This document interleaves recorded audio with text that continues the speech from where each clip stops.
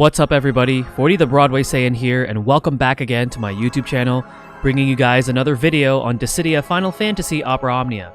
In this video, we're going to be doing another Conquering Lufenia. This time, I'm going to be talking about the very infamous and very difficult SEPHIROTH HERETIC LUFENIA event fight, which is going to be featuring the return of the pair of Sergeant Imps.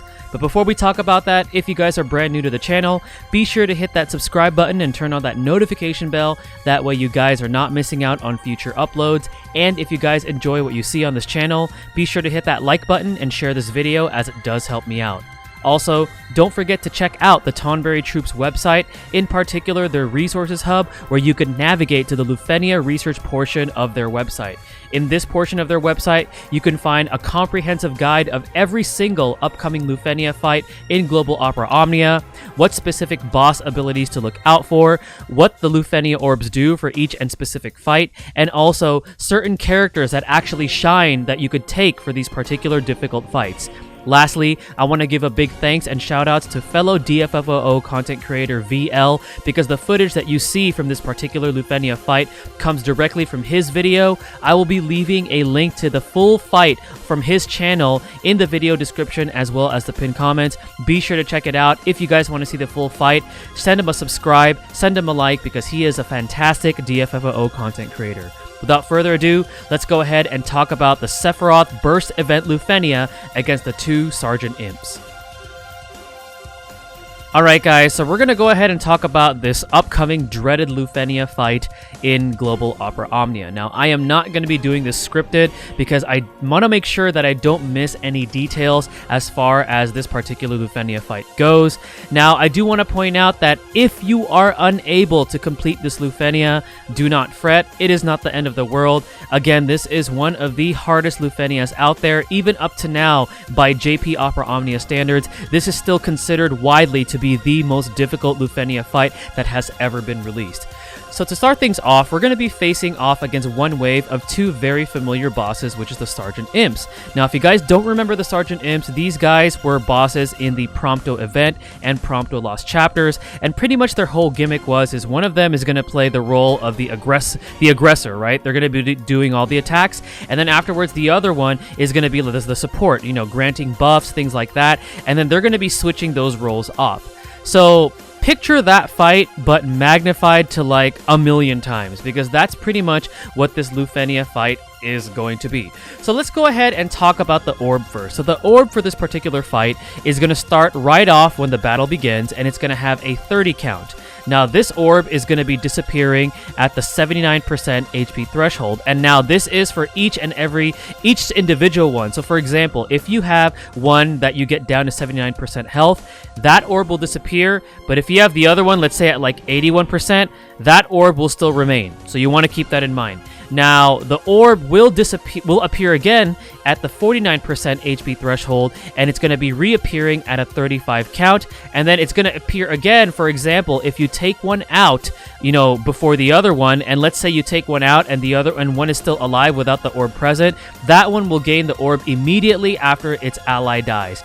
And if you guys are wondering, oh, am I able to increase the countdown? Am I able to freeze the orb or do anything like that? No. This orb cannot be increased in the countdown, and you cannot freeze it. This fight is designed to be a DPS race. So you do want to keep that in mind, that this fight is a complete DPS race. Something also to note is that both of the bosses absorb the holy element, and they are heavily resistant to the magic brave attack. So they designed this fight to completely shut down anybody that wanted to bring Kuja, and which is a shame, because Kuja would have been very fantastic for this fight if they did not have that holy absorb. So keep in mind that unfortunately Kuja is not going to be very usable in this fight, as his damage is going to be absorbed and heavily resistant. Now, a few key things that you want to keep in mind. So first of all, like I mentioned earlier, if you guys are familiar with this boss fight, one usually plays the role of the aggressor, the other one is more of the supporter. They do switch roles, and they will be switching roles occasionally between supportive and offensive.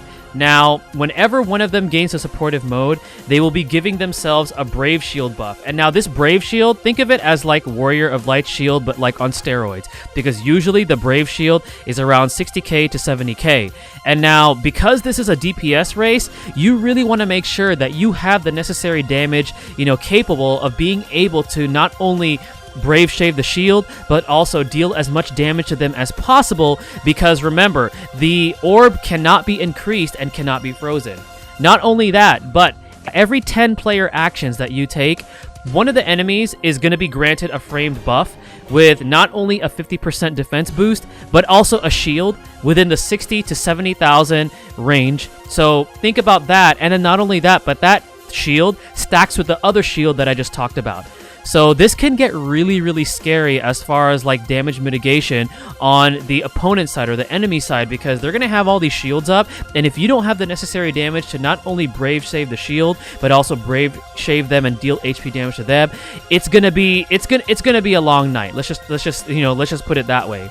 Now, some other things that you really want to consider is, first of all, if you're going to be taking characters with gravity effects, they don't really work well as far as the shields go, because they're going to lower the percentage of the shield by the skill, but it's also based on the current Brave of the enemy. So you want to keep that in mind in case you're wondering, oh, maybe I'm going to be bringing some kind of like a gravity type of a character in order to deal with that. It does not interact favorably with their shield, so just keep that in mind. And then also, something that you want to note is that when they hit the 80% HP threshold, and the orb disappears, both of them will be cleansing their debuffs. Now, if only one reaches this threshold, one of them is going to gain a red aura, and when one of them has the red aura, any Brave damage that they take, including the shield that they have, is going to be reduced to 1.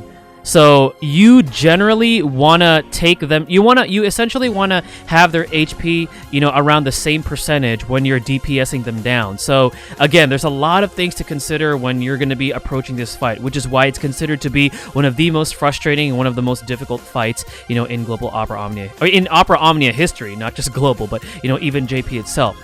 So some key things to really take into account. So first of all, you want to definitely bring the attack-oriented enemy first, to an 80% HP threshold, not to 79%, but 80%. So you want to make sure that one is around that HP range first, and then afterwards, when they both drop the orb, you want to make sure to bring down the support-oriented one first to 50%, and then afterwards you want to wait for them to swap roles. Now this is very critical, because that way you guys will not run the risk of running into that red aura. And then afterwards you're going to bring the other one down to 50%, and then afterwards, it's pretty much a home stretch from there. You just want to make sure that you're able to DPS them down, make sure you're taking out the shields. One strat that you could do is around the time that they put up their shields, maybe when their HP thresholds are around 29% or lower, you could slap on an Untitled friend, so then that way when they try to put up those shields, either doing those 10 player actions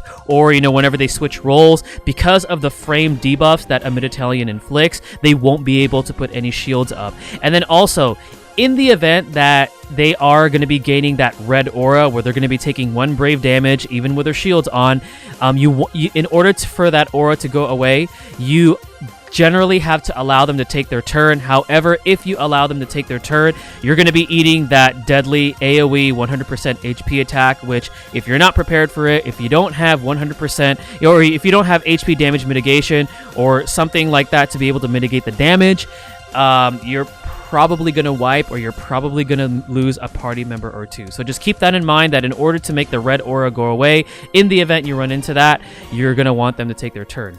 Okay, so how do you approach this particular fight, and how do you deal with this? All right, so one of the good things that Global Opera Omnia has an advantage over JP is that, one, we have foresight. So for example, there are tons of videos out there, including the one that I've linked in the video description by VL, that you could watch to kind of like get a handle of how the fight progresses, and kind of like, get an idea of what kind of a party comp that you want to bring.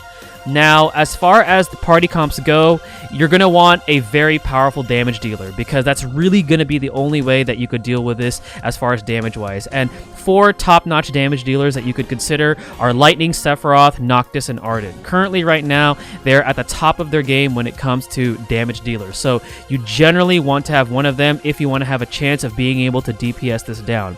And then afterwards, you're going to want a character that can protect you from the incoming damage, because remember, these guys like to use powerful AoE 100% HP attacks. So Gladio can be very good for this.